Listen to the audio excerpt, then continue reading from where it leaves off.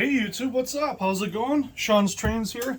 I've got some new items here that I want to go over with you guys. I haven't really done a review in a while, and this isn't exactly a product review. I'm just going to show you guys a couple of things I've picked up recently and kind of go over them a little bit and do a little layout update, since Austin reminded me that I've done more work on the layout since the last time I did a layout update, and it's probably time to walk around and kind of show you guys what I'm working on. So today I picked up a couple little structures here. This is from Hiawatha Hobbies. That is not the final price. There's always a sale price when you're buying something there, it seems. So I did not pay $90 for this structure, but it is lit and it is pretty nice. It's got a in progress section, which is kind of cool to see. Some extra, wooden details. So that light is not lit. And that's all right, because you know what? I have some lights that are lit, and we're going to use those. So, you can see under here, they're just held on with twist ties, which is nice, because a couple of the buildings I picked up previously, which we'll see in a few minutes, were kind of used with hobby tack or some sort of sticky stuff, and it was not exactly fun to get out. I thought I was going to break the chairs. But you can see on here some of the details. They actually have screen doors. And, I mean, it's pretty nice, but it's too shiny, it's too new, and we're going to weather this up eventually. Not today, someday, probably years down the road, when I've got the skills to do that. So in the meantime, I'm going to grab a pair of pliers, and we're going to open this baby.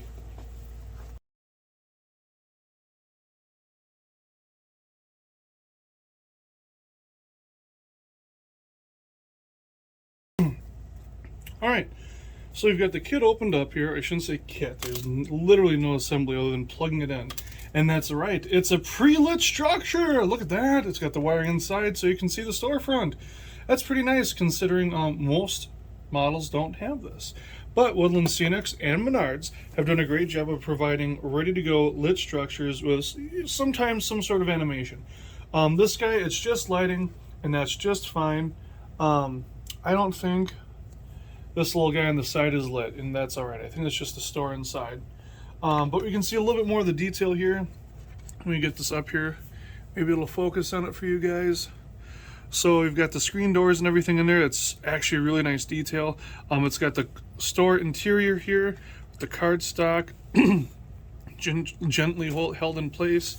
Got some people, or a dog and a kid. Got some barrels and some produce, a couple bags of flour or whatever. A little garden hose, some nice window shades. I mean, it's actually a really nice model. Like, this is way more detail than I would likely ever put on a model. And you're paying, what, 30-40 bucks for a kit like this? And that's probably $30-40 with the detail, not to mention painting, the time to put in all that stuff and make that. This is a bargain. I'm just saying. You guys can disagree with me all you want. I think this is a pretty darn good deal.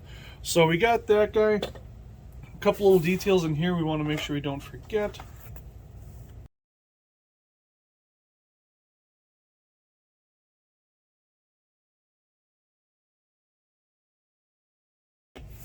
Alright, so the next thing we have here are these Scenescapes from Bachman. This is just trees. I've already got a couple on the layout and they looked really good. I actually really enjoyed them. I think they're the same tree. I'm not really sure, if I'm honest.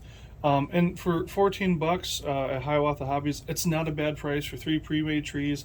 They're different than what I would get from some other places. And I plan on getting more trees from Superior Scenics, but I didn't want just a couple kinds of trees. I wanted to spread it out a little bit, and I really like the looks of these guys.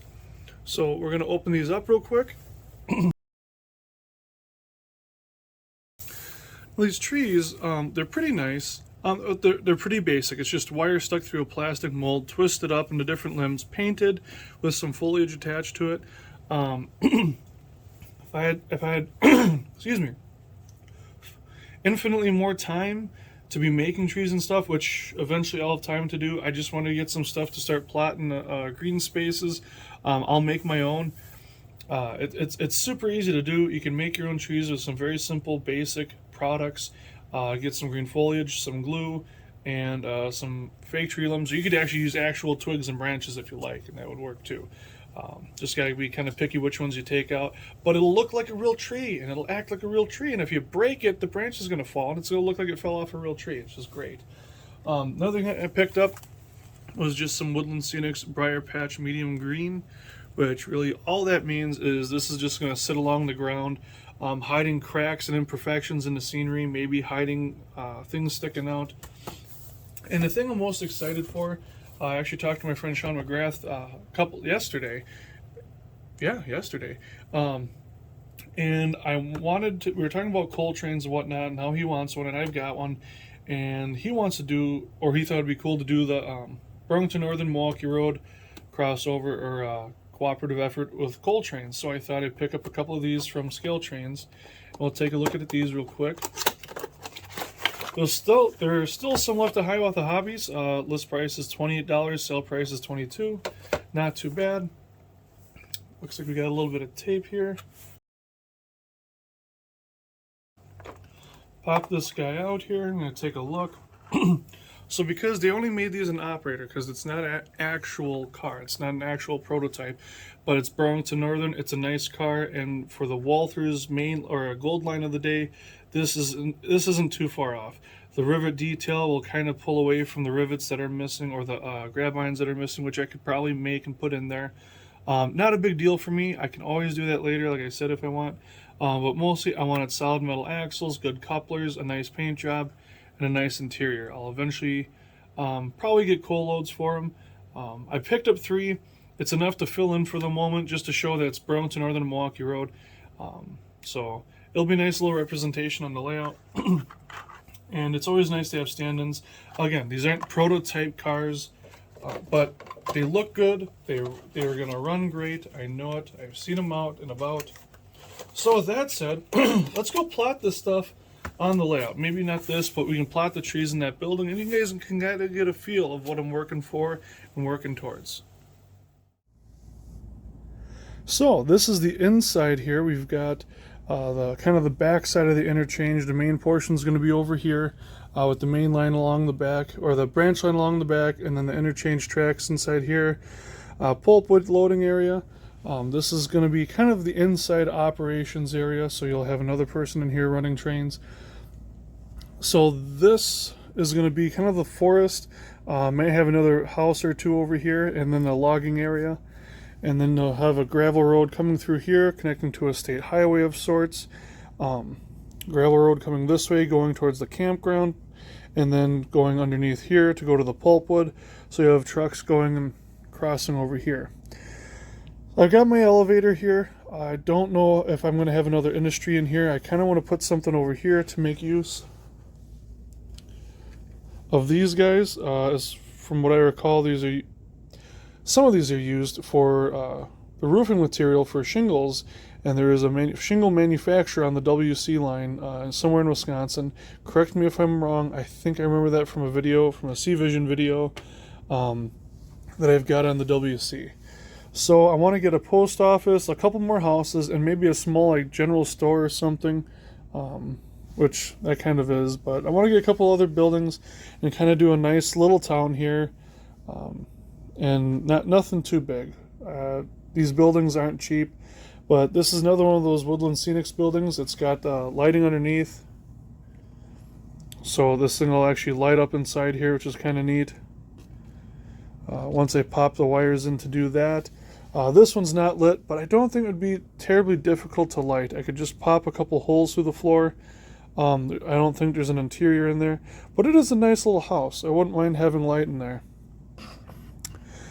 So coming from here, going this way, we would have a small quarry here, just a couple of tracks, nothing magnificent. And then I don't know if I'd have a pit or just like a loading area. Maybe trucks are coming through to load it. Maybe backing up and dumping it in directly from the truck, or a loader of some sort. And then over here you'll have a nice little scenic divide with some trees. Have a lake here, and then I'm going to have the campgrounds over here. So I'll have a couple of trailers in there, some tents, some different things going on, and then in the background you'll have the railroad coming through, kind of a Devil's Lake vibe over here. And this will be, I'm kind of shooting for a Crivets, Wisconsin vibe over in here. I think that would be nice. And then of course you can see my excursion train with inappropriate equipment. Milwaukee Road, well, it's standing in. All of my heritage cars are over at a friend's right now. They're actually at the Superior Scenics layout. I was testing them out to make sure they were good to go and ready for when this guy came in. Well, it's in, so I can take it out there and test it. Hopefully I'll get out there Monday and get to run this guy a little bit. This is the new Broadway Limited FEF Northern. I gotta say, it's a beautiful model. I love it. But towards the end of the video, I've got a few more comments on it. We'll get to that. Coming over here, you can see obviously there's more bench work done than there was the last time I did a video. Sean McGrath has been a huge help in getting this up and going. I cannot thank him enough. Some modifications have been made. This board was initially a part of that. It's been lowered so Sprecher can be here. This board's going to stay up where it is. I'm going to put a retaining wall here. And then trucks will come down this ramp and they'll go to Sprecher or to the port. I'll have an office and scale here, so as people are coming and going, they can stop through here, and then that road will kind of come off the scene. Later on, I'll put something up here for the ship for American Materials, and yeah, I'm still kind of figuring out how I'm going to get trucks to both sides here. So it may get a little complicated. I think maybe just access to Morton Salt, and then American Materials will have to have maybe one-way traffic, and they'll exit through over by Pepsi or something. It's the details. No one really needs to know or care about the details. I've got some fencing up here by Pepsi that actually I want to hobby tack it into place yet, so it'll all be consistent. But I got these little derails from Scotty's shop. These work really nice. I did a set, I painted them, and they came out horrible. The paint started peeling right away, or blistering, it looked like. So I was able to work something out with him, and he helped me out a little bit. But they look and work well. I just kind of decided that instead of putting them on every industry here, I'm just going to put them on the lead later on. So this is something else that's changing. This little crossover here has been a nightmare. So actually a couple of big things are changing. So that diamond is out, obviously. I got it out without damaging the switches, which is awesome. But that module there, that little section from there all the way back over to here is coming out. That's going. There's not going to be a yard over here. No offices, no industries, no nothing over there. I might have something come off here and go over there. I might have something come from here and go over there. But this track going into the port is going to curve around and meet up at the branch line. And I think this is going to be a city scene to complement what's going on up here. So from here on out, the plan is that the main line and branch line will interchange at the station. And then the branch line, you'll travel around, yada, yada, yada, go through here, go around, and it's going to come into a tunnel here. This little spot here is going to become a tunnel where it's going to be hidden behind this, so you have a nice scenic break. It'll come out somewhere over here behind the trees in the forest, which will be perfect. And so you'll kind of terminate here. So you'll, operate the branch line as a point-to-point. So you'll have a continuous run for just running, but you'll be able to run it point to point.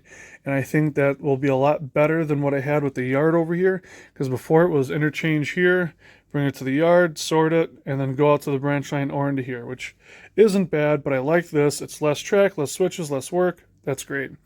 Also now I'll have the opportunity, if I choose to go this route, is to continue off the back over here, which would otherwise just be a retaining wall, and come off and then go to staging, which I could do on this piece here, and then have the city in the front of it. But I'm kind of thinking about that. It would be really nice. Then I wouldn't have to, if I want to run a different train on the upper main or even on the branch line, I could just swap it out up there, and I wouldn't have to continuously be playing with it. If anything, I want to have a table or a workbench over here for loading and unloading models. So we'll see what happens. There's a lot of things that could happen yet. I might put a switch off here and off here, just as in case. You never know. So the telephone poles I think worked out pretty good. This video doesn't look like it's doing them justice. I think it looks freaking amazing. Operating this port's been a ton of fun. I got my DTNI GP40 working to represent the modern DTNI, who I'm I have a fictional interchange with in East St. Louis and Chicago, so I'll be operating stuff to and from their lines, and it'll be reflected on the main lines here. That's another thing I'm really looking forward to, is being able to reflect the trains in different parts of my route on the double track main. And I'm gonna have fictional names for this layout for the cities and stuff and the stops, because saying Port of Milwaukee, Milwaukee and stuff, it's honestly not that great of a representation of Milwaukee. It's not that great of a representation of the Port of Milwaukee, and so I want to use different names. And it's themed after Wisconsin. So it's themed after Milwaukee, Port of Milwaukee, Crivets, Devil's Lake, whatever this ends up being. It's just themes. And so I'm going to stick with that. I really like it. I think that's what I'm going to go with. In fact, and speaking of themes, I think I might put my cement plant I have over there. I've got another building that would actually work decent right in this little area, and then have some buildings back there. So we'll see what happens. I would like to get that module out. For some reason, I like the idea of this being cut off and having more space. So we'll see. With that, I'm going to get to a little bit of a rant. So if you don't want to listen to it, this will be a great time to buzz out. So thank you for watching. If you want to have a little conversation about the hobby, stick around. So I just wanted to talk for a minute and kind of get a few things off my chest about this hobby. So first, I want to say thank you to all my viewers, everyone who comments, subscribes, likes, shares, is on my Facebook page, messages me, whatever. You guys are huge. You have no idea how helpful you are in just helping keep me motivated, keep me moving. You guys are truly what makes this hobby special. And if we didn't have manufacturers that match those personalities and, really catered to us, this hobby wouldn't be what it is. And so based on some of the feedback and some of the conversations I've had in the past couple of months, I gotta get a few things off my chest. Number one, value. So this engine sitting in front of you has a pretty wicked MSRP. I honestly don't know it off the top of my head. I don't remember, but it's up there, man. It's, you're paying $700, $650 to $700 for these things. That's a lot of money. That's a lot of money. That's a mortgage in some cases, or half a mortgage or more. It's a chunk of change, man. I work a lot of overtime. I sell stuff I don't use. I part with things that I'm not, as fond of anymore to buy this stuff, and it's just not cheap. But it represents such a huge value because it's detailed. It runs pretty darn well. I mean, the slow speed isn't the greatest on this thing, but it's they're just such, it's artwork these days. It's genuine artwork with these model trains. Just the scale trains tenders behind it are just unbelievable. The level of detail. Scale trains, I'm sorry, but hats off. And Scale Trains is probably the best manufacturer in HO scale model train products, hands down. I gotta say it. I would give Rapido right behind them, and I think Rapido would be right next to them if they put Keep Alives in their engines. And BLI, I think, is shortly behind them with, Proto right on their heels.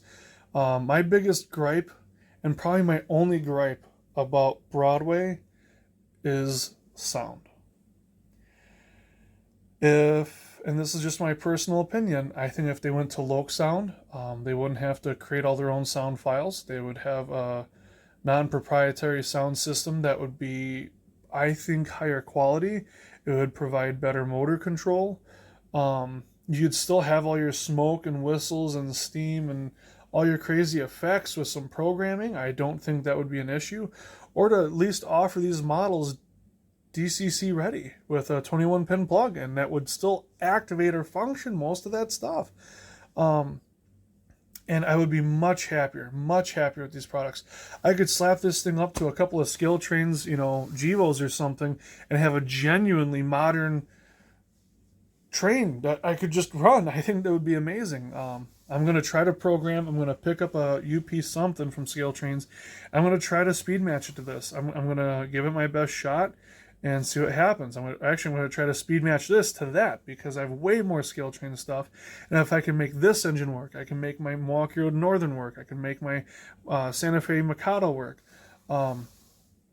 And if I finally get around to doing that, I'll let you guys know, and I'll happily share all the programming info, CV values and whatnot. But that's my biggest gripe about that. So Scale Trains at the top. We got Rapido right behind him with a Keep Alive, and then Broadway with who has Keep Alives, but I think could really benefit from Loc Sound. Next, I gotta say Walthers. And honestly, I think Walthers and Rapido are. Walthers is right there, man. It's right behind Rapido. I'd give them more credit than Broadway right now because they have Loc Sound, they've got detail and everything, but I don't think they have the level of road number specific detail that Rapido or Scale Trains has, and they don't offer steam. The biggest reason I'm giving BLI spot number 3 is because of the steam. The steam is what really sets BLI apart. I don't think their diesels are all that great, if I'm honest. I don't know when the last time they made the AC6000, which is really what helped them stand out in the GP20. I'm sorry, but the SD40-2s, I think Scale Trains got it knocked out of the park. Between them and Bowser, I don't know how many wants there are for other SD40-2s out there. Unless you're a BLI collector, which, if you are, God bless you. Check out my Broadway Limited Collectors page on Facebook, admitted by a couple of really great guys. Rod and Mitch, they are awesome. I love those guys. They're great people to work with. And if you have questions, they will happily help you. But they could use, I think, a little bit more road number specific detail. I think that would really bring them up. They've done a good job of upping their detail, especially on their recent runs of F units and E units and some of their other diesels. I just don't know that they have the credit of being as good as Rapido with Scale Trains. And Keep Alives. I think those would be the biggest things. And I would love them to start using semi-scale couplers. I don't mind changing them out. Their E units are an absolute nightmare. But I think they could benefit from that. If they did that, I think they would be more than worth the money that they're charging right now. I just think their prices are a little steep for what you're getting. Speaking of steep for what you're getting, Atlas. Holy cow, Atlas, come on. I can't even bring myself to buy the Atlas H1644. I'm sorry, nothing has been updated. There aren't that many details. It's too much money. I'm sorry, no. Maybe if they had a Keep Alive, I could reconsider it. But when I can go buy a Rapido H1644 for another $100, and it's got 10 times the detail and the sound quality and everything else, I'm sorry, cannot do it. I wish they would put in a Keep Alive. I know they've got Loc Sound in them and everything, but it's just not enough for me.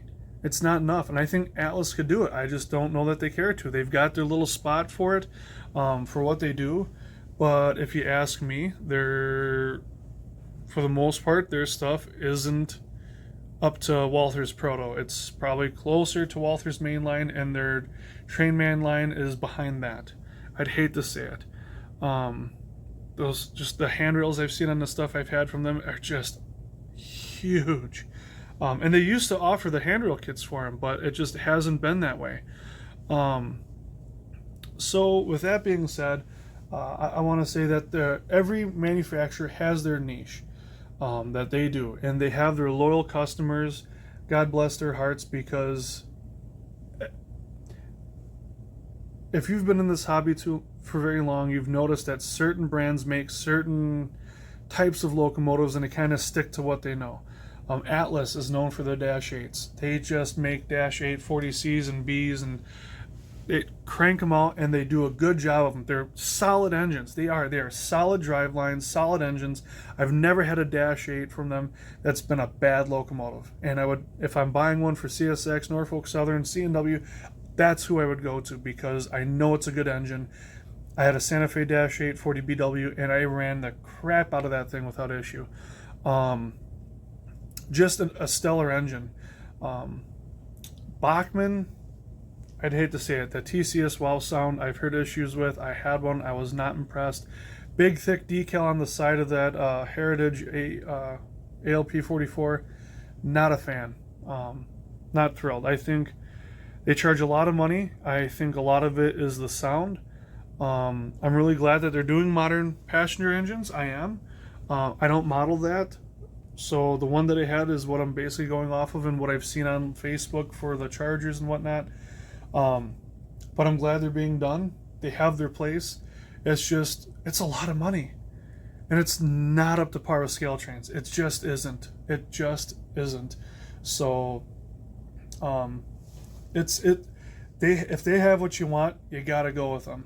No one else is making that stuff. It's just the way it is. So, again, they've got their niche. I wish they would do some nicer stuff. I wish I didn't have the experiences that I've had with Spectrum. I had a mallet that just completely imploded. All the gears just shattered in the middle of a show.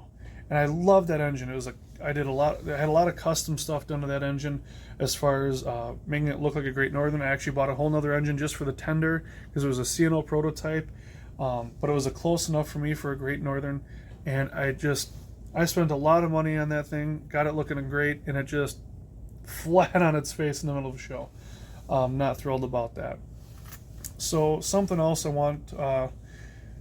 would love some feedback on is, what do you guys think this hobby needs? What manufacturers need to improve what? What manufacturers do you want to make your favorite engine, and what engine is it? I wish Rapido would do the U25B in Milwaukee Road. I know deep down in my heart that they will. I can't actually say that I know that they will because I don't, but my heart's telling me they will. And with that GP38 coming out, they have to do a GP38-2. I literally pray that they're going to do it. The Atherons are just too few and far between. The level of quality is, for the most part, there, but I know Rapido would just knock it out of the park. And something else is with the Rapido, I know the scale trains are going to start having it. And you can get Loc sound decoders with it now with that flange squeal. It is just beautiful. Just beautiful. But yeah, I wish they would do the 38-2s. That's all I got for you guys. I don't want to sit here and just keep going on about this stuff, but let me know what you guys think. I really honestly want to know what you guys think this hobby needs, what manufacturers need to change what. I would say Loc sound and keep alive the world. Add all the details to it. I mean, honestly, Rapido, scale trains, and Broadway are basically brass quality. I'd say Proto's getting there. Athearn Genesis could still use some help. Guys, work on your F units, especially your Milwaukee Road stuff. I know a guy who could teach you guys a few things. I know he would happily do it. And I gotta say, scale trains, I love you guys. You knocked your SD40-2s out of the park. I cannot wait to get my hands on the SDL39s. And everything you guys do, especially your rivet counter, you basically can do no wrong. There are mistakes here and there because of manufacturing and shipping and whatnot, but you guys have it good. So with that, I'm going to let you guys go. We'll see you in the next video, which should be out soon, and take care, guys and gals.